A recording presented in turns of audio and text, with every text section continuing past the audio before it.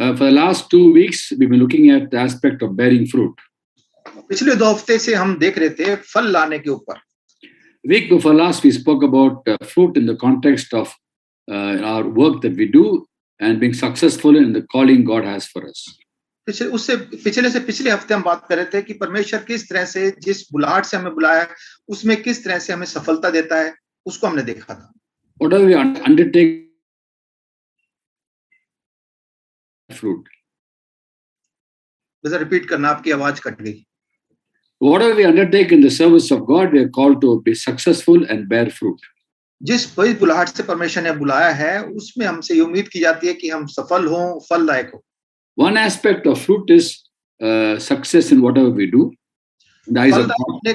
फलदायक होने का एक पहलू ये है कि जो भी काम परमेश्वर ने बुलाया गया है उसमें हम सफल हों. Whereas another aspect of fruit is bearing the fruit of the Spirit in our lives. और दूसरा पहलू है कि हम अपने जीवन में आत्मा का जो फल है वो हमारे जीवन में हो. The Lord gave a simple test to know who are His people, who are not His people.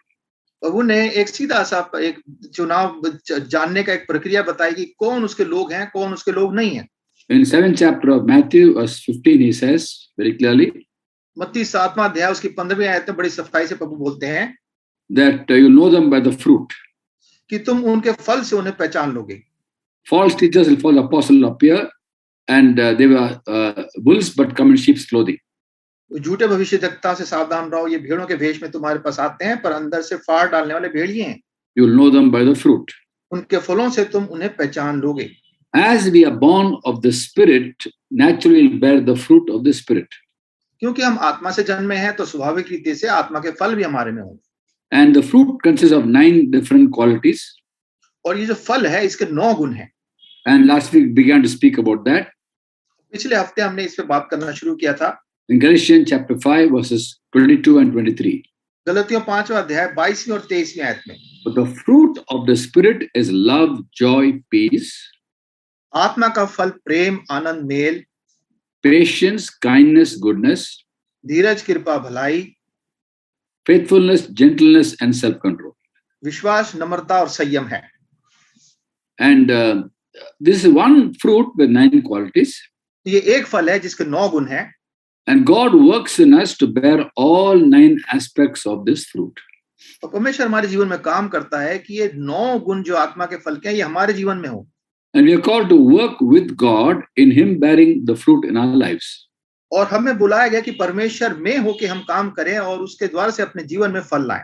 In 1 Corinthians 3:9, Paul talks about we being co-laborers with God, fellow workers with God. पहला कुरिन्थियों 3:9 में लिखा है कि हम परमेश्वर के सहकर्मी हैं. That's in the context of usually is in the context of serving people and ministering to people.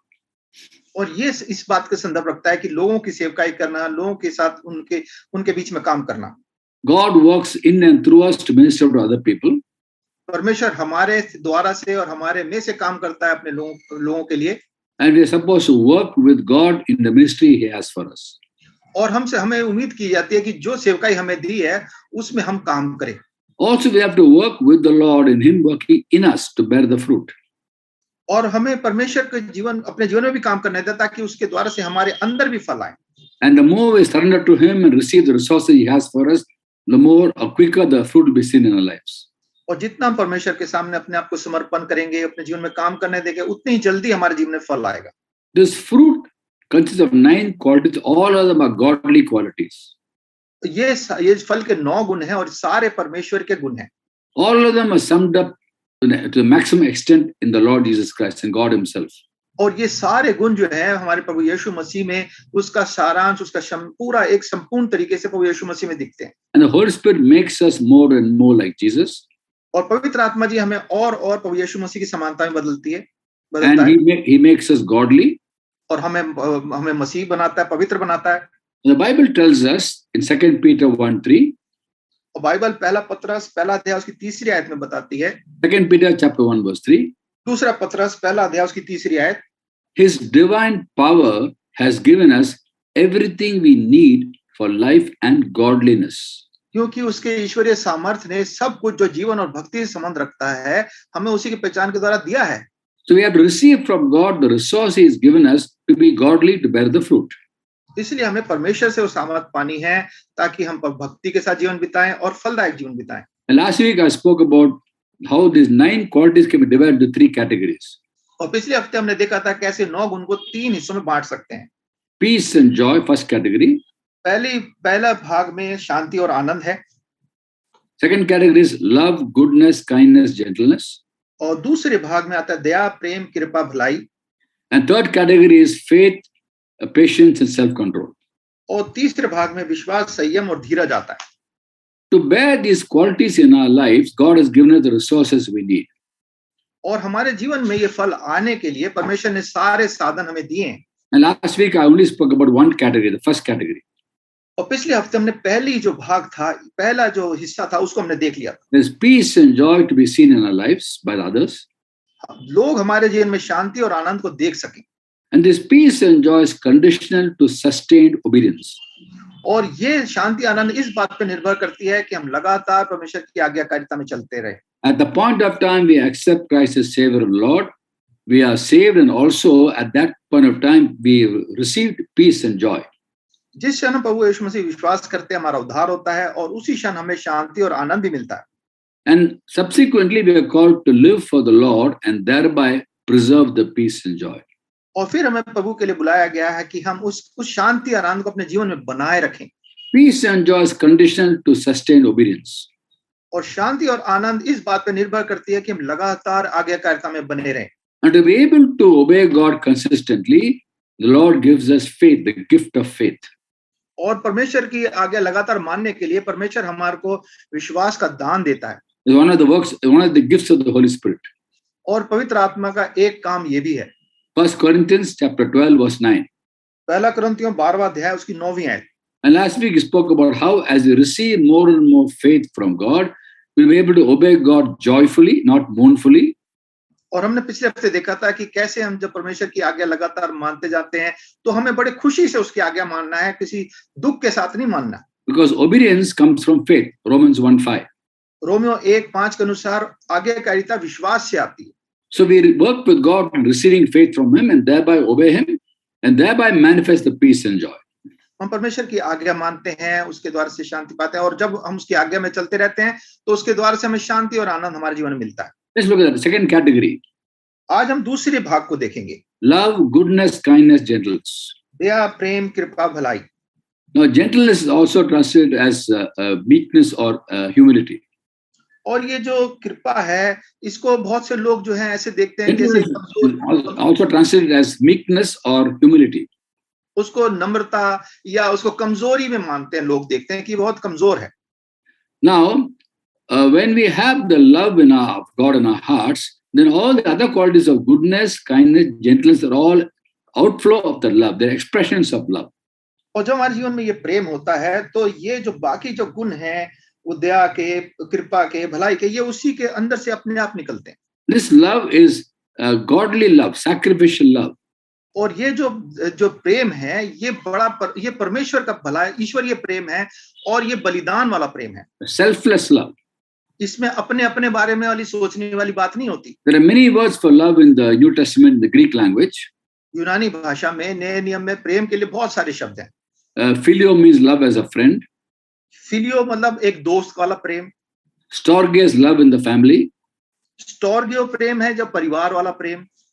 And then there's a word called Philadelphia, is love among brethren.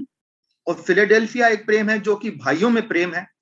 And all these words are translated as love in the New Testament, but there are different kinds of love. तो नए नियम में सबका अनुवाद प्रेम में किया गया, पर अलग-अलग तरीके के प्रेम हैं। But the most important is agape love, which is godly love, sacrificial love. और सबसे बड़ा और सबसे महत्वपूर्ण प्रेम जो है वो अगापे प्रेम है, जो अपने बारे में नहीं सोचता और बलिदान वाला प्रेम है। That's the word used in Galatians chapter 5 verse 22. Love, joy, peace, love. और ये जो गलतियों 5वां अध्याय उसकी दूसरी 22वीं आयत में है, वो प्रेम, जो मेल और ये जो बात है प्रेम और कृपा भलाई की, ये बात बताती है। It's a love by which God loved us sacrificially and selflessly. और ये वो प्रेम है जिससे परमेश्वर ने हमसे प्रेम किया, उसने अपने बारे में नहीं सोचा, अपने आप को बलिदान कर दिया। When you have that kind of love, then goodness, kindness, gentleness all flow from that. तो जब हम ये प्रेम अगर हमारे अंदर होगा तो कृपा भलाई और दया हमारे जीवन से बह निकलेगी। We can't be proud when we are having God's love. हम घमंडी नहीं हो सकते अगर हमारे जीवन में परमेश्वर का प्रेम है। The 13th chapter of 1 Corinthians, we read from verse 4. और पहला कुरिन्थियों 13वां अध्याय उसकी पहली आयत चौथी आयत से हम आगे पढ़ते हैं। A description of his love, of this love. और इस प्रेम को का विवरण हम देखते हैं। Love is patient. प्रेम धीरजवंत है। Love is kind. और प्रेम कृपालु है। It does not envy. ये ढा नहीं करता। It does not boast. It is not proud. ये बड़ाई नहीं करता और फूलता नहीं है। So humility is expression of love. तो नम्रता जो है वो प्रेम को दिखाने का एक तरीका है। And God wants all of us to ask him for this love. और परमेश्वर चाहता है कि सब उससे इस प्रेम को मांगे। Now this love is a product of knowing God more and more. और ये एक फल है, उससे निकलता है जब हम परमेश्वर को ज्यादा जानते जाते हैं, तब ये प्रेम का फल आता है। When you accept Christ as Savior and Lord, it's a starting point of knowing God. We just begin to know God. तो जब प्रभु यीशु मसीह को स्वीकार करते हैं, वो शुरुआत होती है जब परमेश्वर को जानना हम शुरू करते हैं। We must seek to know him more and more. पर हमारे को प्रयास करना चाहिए कि हम प्रभु को और ज्यादा जानें। And knowing God is by revelation of God. और परमेश्वर को जानना परमेश्वर के दर्शनों से होता है। And today the Lord Jesus Christ reveals the Father to us. और आज प्रभु जो है अपने पिता को हम पे प्रकट करते हैं। He who seen me has seen the Father, he says. प्रभु ने कहा, जिसने मुझे देखा उसने पिता को देखा। When he spoke to the Father in the 17th chapter of John, the real Lord's Prayer, as we say. और यूहन्ना 17वें अध्याय में जब प्रभु ने अपने पिता से बात करी, जो कि वास्तव में प्रभु यीशु मसीह की प्रार्थना है। In 17th chapter of John, verse 26, he tells the Father. और यूहन्ना 17वां अध्याय उसकी 26वीं आयत में वो अपने पिता को बोलते हैं, I have made you known to them, and I will continue making you known to them, that the love you have for me will be in them, and I myself will be in them. और मैंने तेरा नाम उनको बताया और बताता रहूंगा कि जो प्रेम तुझको मुझसे था वह उनमें रहे और मैं उनमें रहूं। The love God the Father which he has for God the Son is perfect love. और जो पिता का प्रेम पिता अपने पुत्र प्रभु यीशु मसीह के साथ था, वो बिल्कुल सिद्ध प्रेम था। And that's the love that is going to be in a Christian when a Christian continues to grow in the knowledge of God. और यही एक मसीह के अंदर वाला प्रेम होता है, जब परमेश्वर के साथ उसकी ज्ञान में बढ़ता चला जाता है। And as we seek to know him more and more, और जितना हम प्रयास करते हैं कि उसको और अधिकाई से जाने, let's not forget 1 John 4:16 says God is love. और हम इस बात को ना भूलें कि जहाँ परमेश्वर कहता है कि परमेश्वर प्रेम है। Knowing him more and more means that we will have his love living in us to be manifested to other people, even our enemies. और जब उसका प्रेम हमारे अंदर होगा तो हमारे अंदर से परमेश्वर का प्रेम प्रकट होगा कि हम अपने वैरियों को भी वो प्रेम दिखाएंगे। And this love is manifested in us through the anointing of the Holy Spirit. और ये प्रेम हमारे अंदर प्रकट होता है परमेश्वर की आत्मा के द्वारा से। Now, because we have salvation, we rejoice in that salvation. और क्योंकि हमारे पास ये उद्धार है, इसलिए हम उस उद्धार में आनंद करते हैं। And in Romans chapter 5 from verse 2 onwards, और रोमियो 5वां अध्याय दूसरी आयत से आगे हम पढ़ते हैं। Paul writes, पौल लिखता है, we rejoice in the hope of the glory of God. और हम परमेश्वर की आशा, महिमा की आशा पर घमंड करते हैं। Not only so, we rejoice in our suffering. और यही नहीं, हम अपने क्लेशों में भी घमंड करते हैं। Because suffering produces perseverance, perseverance character, character hope, and hope does not disappoint us because God's love is poured out into us, the Holy Spirit who is given us. यह जानकर कि क्लेश से धीरज, धीरज से खरा निकलना, खरा निकलने से आशा उत्पन्न होती है, और आशा से लज्जत नहीं होती, क्योंकि पवित्र आत्मा जो हमें दिया गया है उसके द्वारा परमेश्वर का प्रेम हमारे मन में डाला गया है। So as we grow the knowledge of God, we'll manifest the love of God. और जैसे हम परमेश्वर के ज्ञान में बढ़ते हैं, हम प्रेम में बढ़ते हैं, हम उसके प्रेम को प्रकट भी करने लगते हैं। For us to know him more and more, there is one very important gift of God, of the Holy Spirit, that we need to seek after, the gift of distinguishing between spirits. और जब परमेश्वर के हम प्रेम में ज्ञान में बढ़ते हैं तो एक बहुत महत्वपूर्ण बात है, हमारे अंदर दान होना चाहिए कि हम आत्माओं की परख हमारे अंदर हो। We hear so many voices today. आज हम बहुत सारी आवाजों को सुनते हैं। Personally, as well as through the various social media, so many messages are being spoken all over the world, and the world has become very small, even the Christian world. हम लोग सामने सामने भी बात सुनते हैं और अपने मीडिया में भी, और बहुत तरीके से वो लोग की बात सुनते हैं, क्योंकि इस संसार में ये बहुत आवाजें, आजकल हम एक दूसरे की बात बहुत आसानी से सुन सकते हैं, There's so much of teaching all over the world. और संसार में इतनी शिक्षाएं हैं। Sitting before a computer or a mobile, you can access some messages all over the world. We don't know who's speaking, whether it's a cult or a genuine church or not, we don't know. और हम अपने computer में, mobile के ऊपर बैठ के बहुत सारे संदेश सुन सकते हैं, और ये नहीं जानते कि वो कोई अलग ही उनका विचारधारा है, क्या है, या वास्तविक कलीसिया है, कुछ हमें पता नहीं। We can hear many voices. हम अलग अलग बहुत सारी आवाजों को सुन सकते हैं। From the Holy Spirit, we can hear Him speak to us. हम पवित्र आत्मा की आवाज सुन सकते हैं। Devil can speak to us. शैतान भी हमसे बात कर सकता है। Our own spirits can speak to us.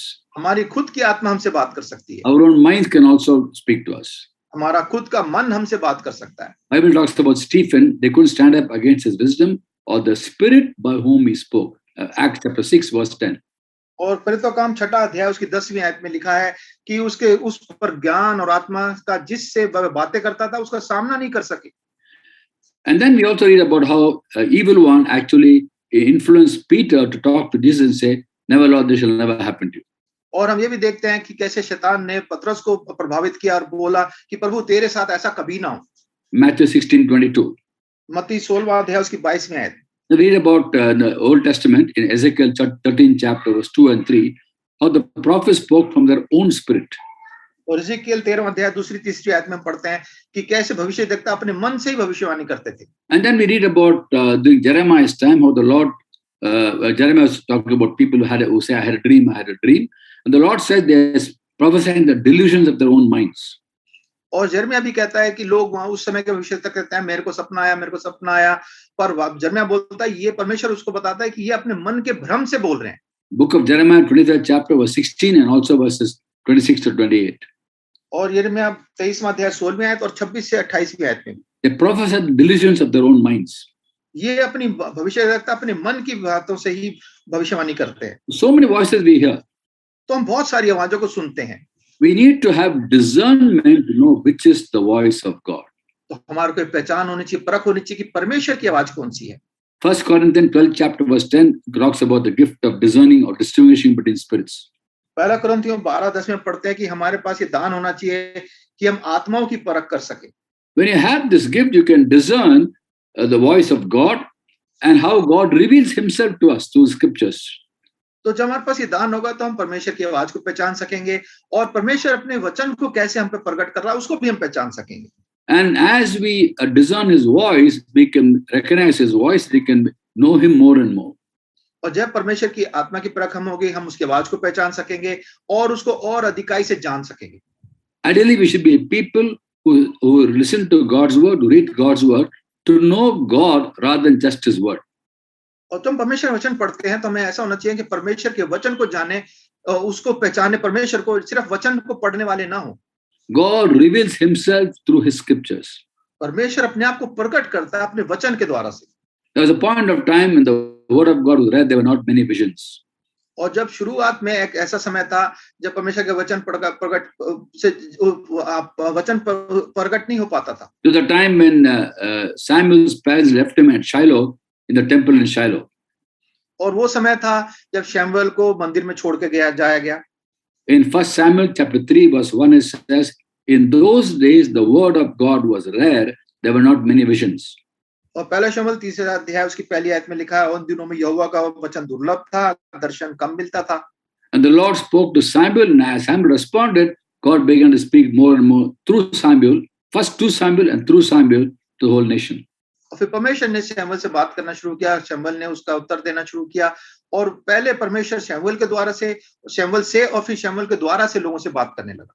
In 1 Samuel chapter 3, 19, 20, 21 we read, और पहला शमूएल 3 अध्याय 19 से 21 में आयत में हम पढ़ते हैं, the Lord was with Samuel as he grew up, और शमूएल बड़ा होता गया, यहोवा उसके संग रहा, and yet none of his words fall to the ground.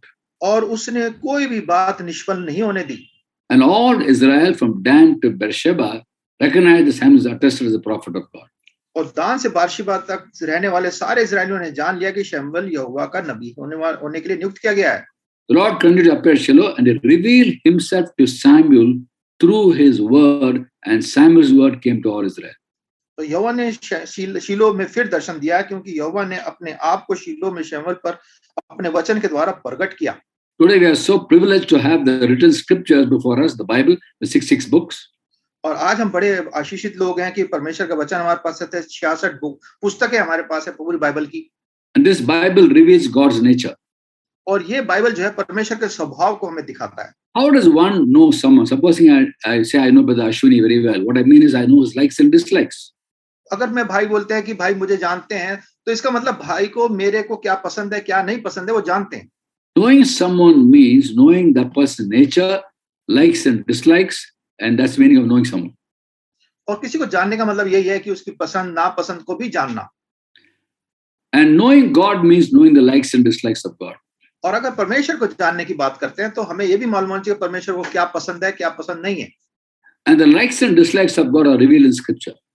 और परमेश्वर को क्या पसंद है क्या नहीं पसंद है ये वचन से प्रकट होता है। And God does not change. और परमेश्वर बदलता नहीं है। Unlike human beings whose likes and dislikes can change. मनुष्य की तरह नहीं है जिसकी पसंद नापसंद बदलती रहती है। Malachi 3:6 is written, I the Lord do not change, God says. Malachi 3:6 में लिखा है मैं यहोवा बदलता नहीं। So likes and dislikes of God never change. और परमेश्वर को क्या जो उसका स्वभाव है पसंद नापसंद बदलती नहीं है। That's why I tell Christians it's easier to know God than to know people. इसलिए मसीहों के लिए परमेश्वर को जानना आसान है, लोगों को जानना मुश्किल है। But then to understand scriptures, we need the help of the Holy Spirit, who is our teacher. पर वचन को जानने के लिए हमें पवित्र आत्मा की जरूरत है, वो हमारा शिक्षक है। To recognize His voice, we need the gift of distinguishing between spirits. परमेश्वर की आवाज को पहचानने के लिए हमारे पास परखने वाली आत्मा होनी चाहिए। So when you have this gift, we can discern when God speaks. और जब हमारे पास ये दान होगा तो हम पहचान लेंगे कि परमेश्वर कब बात कर रहे हैं। When He reveals Himself. जब हम पे प्रकट करते हैं अपने आप को। And as we grow in the knowledge of God, we'll have the love of God in us. और जब हम उसके ज्ञान में बढ़ेंगे, परमेश्वर का प्रेम हमारे अंदर बढ़ेगा। In fact, we know Him by faith, by accepting the word of God by faith. One of the expressions of faith is love. और जब हम उसकी आज्ञा मानते हैं, जब उसको स्वीकार करते हैं, परमेश्वर हमारे जीवन में आते हैं, पर हमारे विश्वास का जो एक पहलू जो उसका फल है वो प्रेम है। At a point of time when the churches in Galatia were divided about whether the Gentiles should obey the law of Moses or not.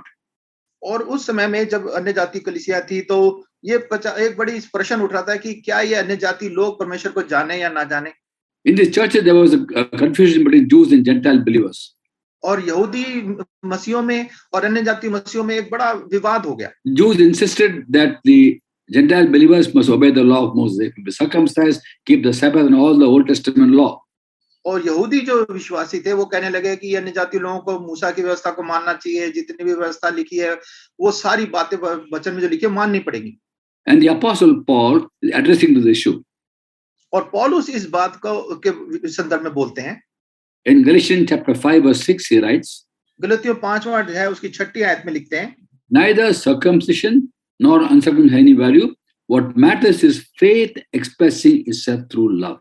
और मसीह यीशु में ना खतना रहित कुछ काम का है, परंतु केवल जो प्रेम के द्वारा प्रभाव करता है।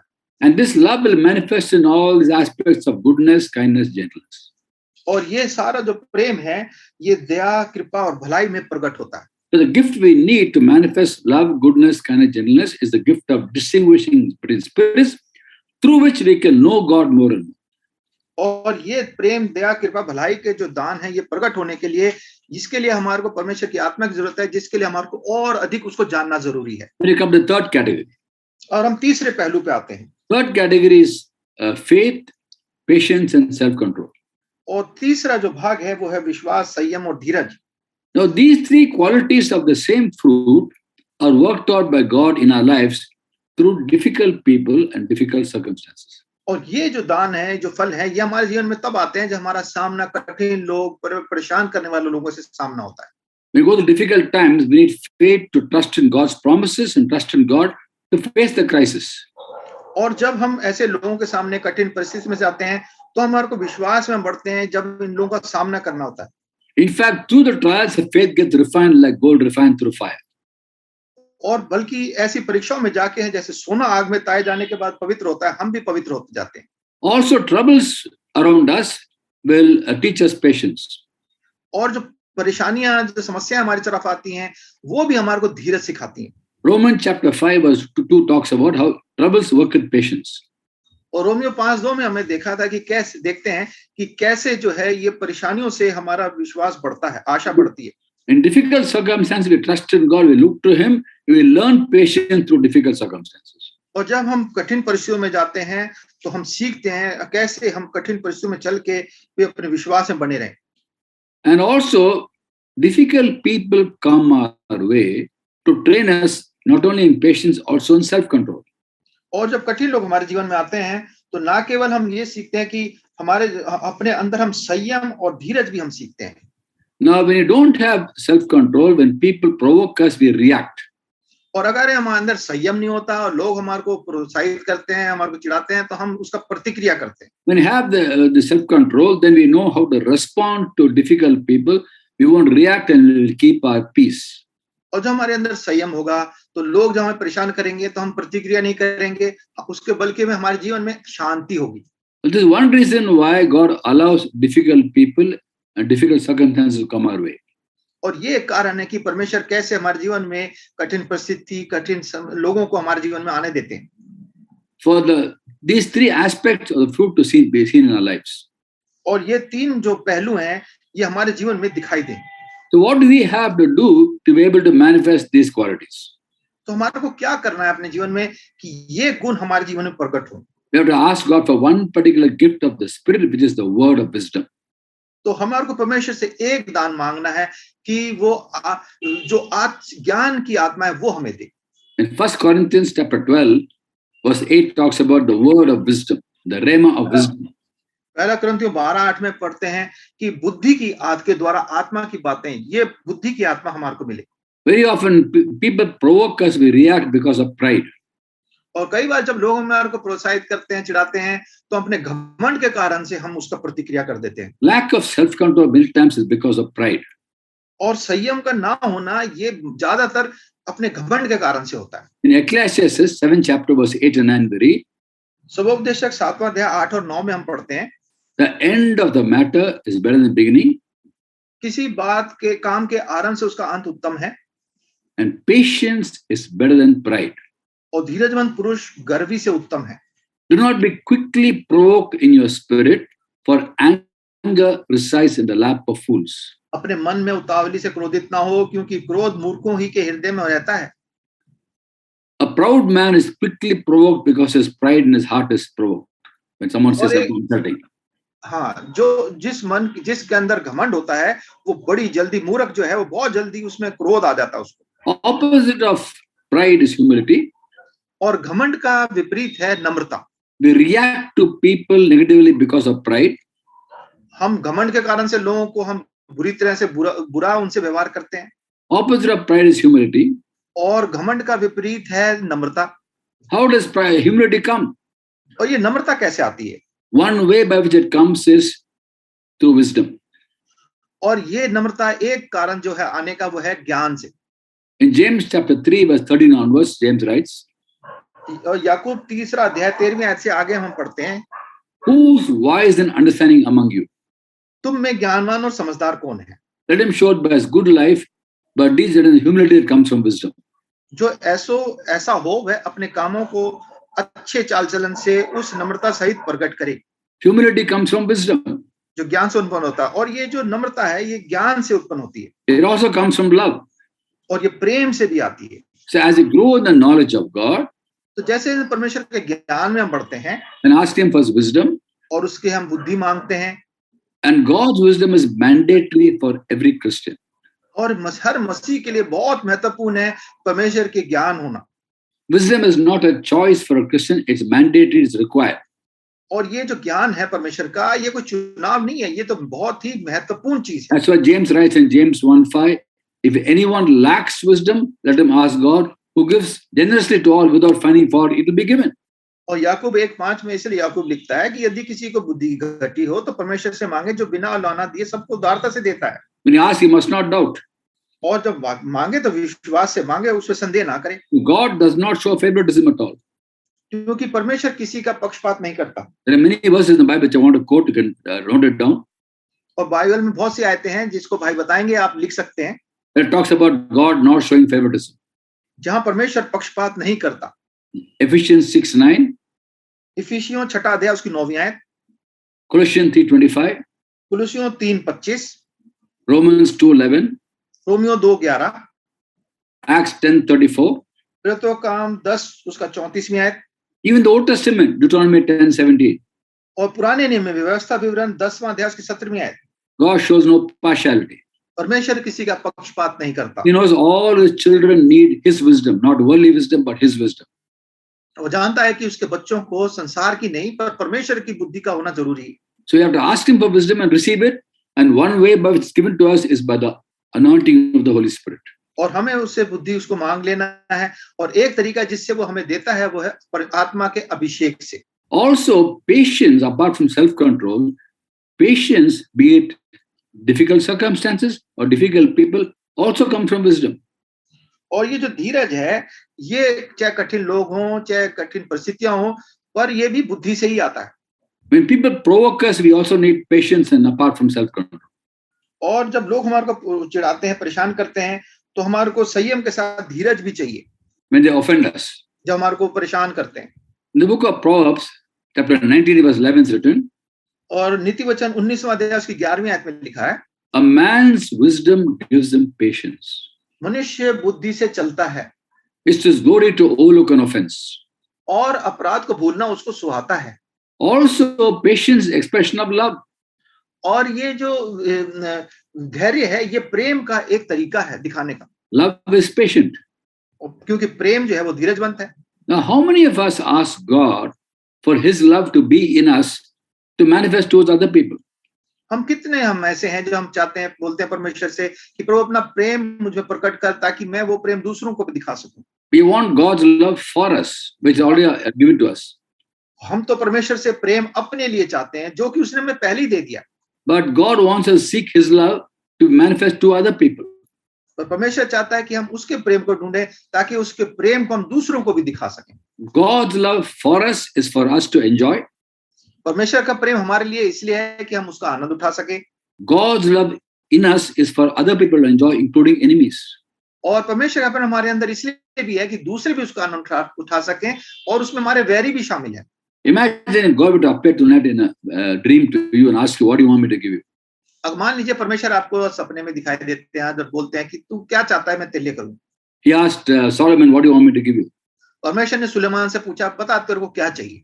And Solomon very clearly says, I want wisdom to govern your people. और सुलेमान बड़ी सफाई से बोलता है, प्रभु मुझे बुद्धि चाहिए तेरे लोगों का न्याय करने के लिए। He knew what to ask, priority, also why he was asking. वो जानता था क्या मांगना है, क्या उसकी प्राथमिकता है और क्यों मांगना है। I wonder today if God were to appear to Christians. और सोचते हैं कि मान लीजिए आज परमेश्वर मसीहों को दर्शन दें and ask us, what do you want me to give you? और मांग पूछने लगे, बोलो तुम्हारे लिए मैं क्या करूं। Most people will say, Lord, wait a minute, Lord, I'll bring my list and come. और वो कहेंगे, प्रभु 2 मिनट आप रुकिए, मैं जरा अपनी जो सूची मैंने बनाई है वो लेके आता हूं। But how many of us will ask for love to love enemies? और हम में से कितने हैं जो प्रेम मांगे परमेश्वर से, और वो भी अपने वैरियों के लिए।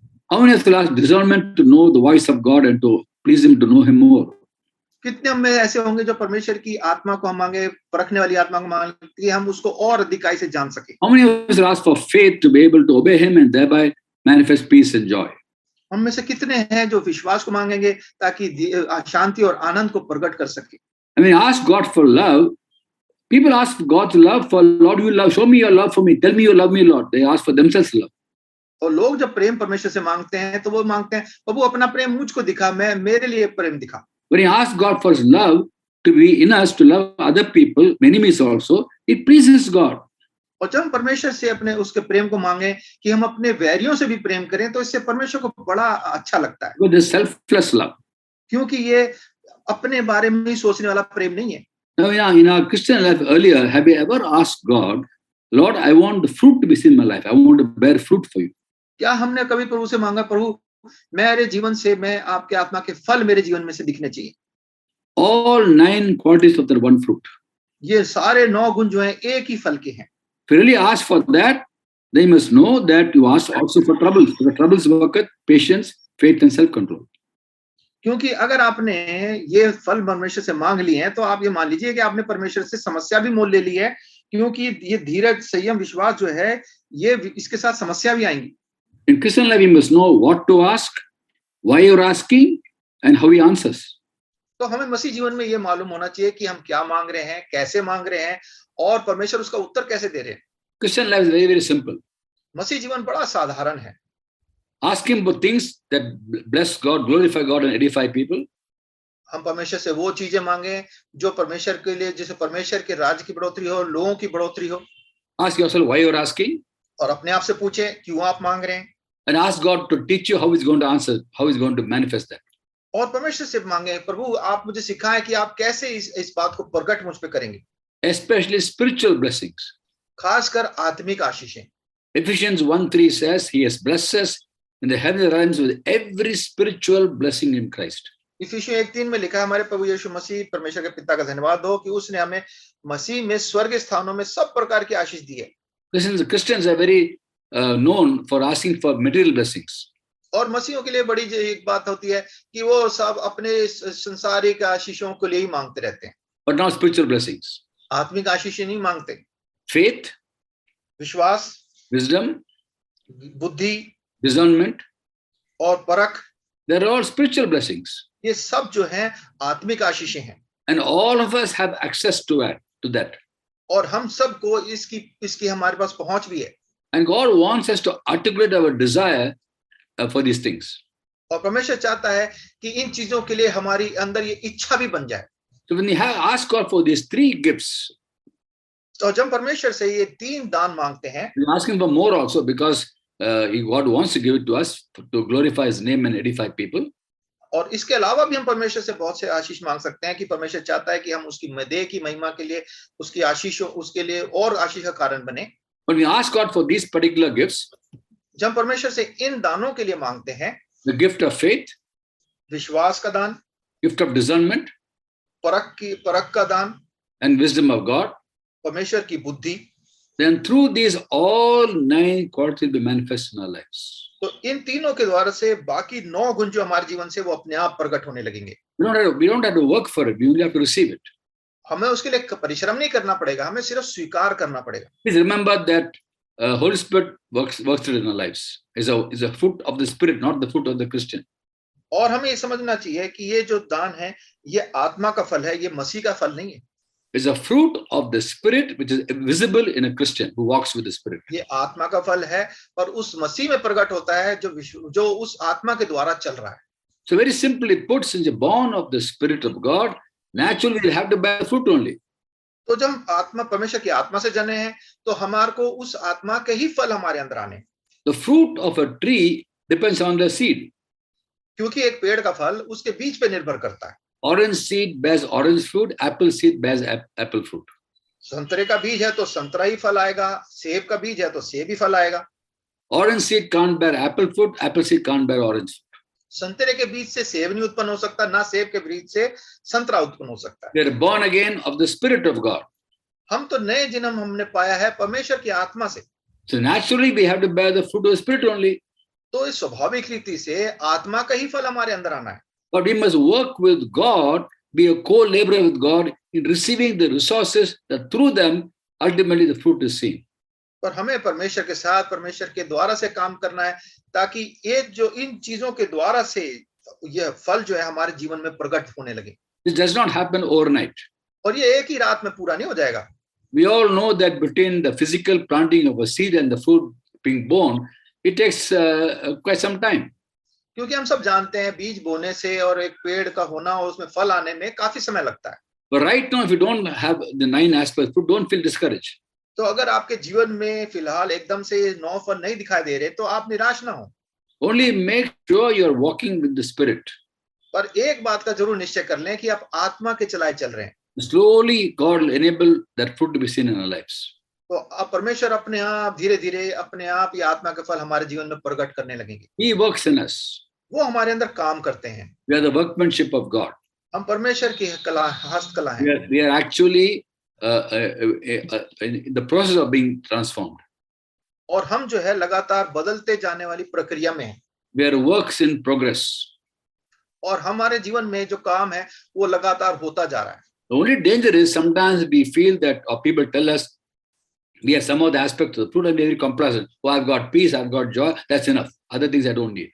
और बहुत से लोग जो है इसी बात पे संतुष्ट हो जाते हैं, अरे मेरे जीवन में शांति है, आनंद है, बस इसी में वो संतुष्ट हो जाते हैं। Some people will tell me, come to my church, brother. He's got peace, he's got joy, he's got love, pastor's got patience. और कुछ लोग भाई के पास आते हैं, भाई ये इसके पास शांति है, इसके पास आनंद है, पर हमारे पादरी के पास बड़ा धीरज है। All the fruits are there in our church.